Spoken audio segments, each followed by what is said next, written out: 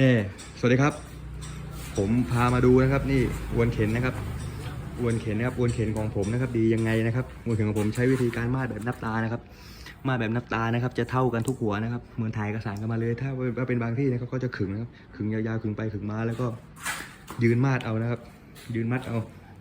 ถ้าอย่างนั้นจะไม่แน่นอนนะครับบางทีมันจะรูดแต่ของผมจะใช้ไม้ครับนี่เดี๋ยวพามาดูนี่ครับนี่ครับมาดบนไม้นะครับอันนี้ตา4 เซนตา4 เซนครึ่งนะครับลึก50อันนั้นผมทำอยู่นี่ครับอันนี้ถ้าสนใจก็ติดต่อมาได้นะครับ0823988841นะครับร้านอวนเข็นทัชนะนะครับนะมาด้วยวิธีนับตา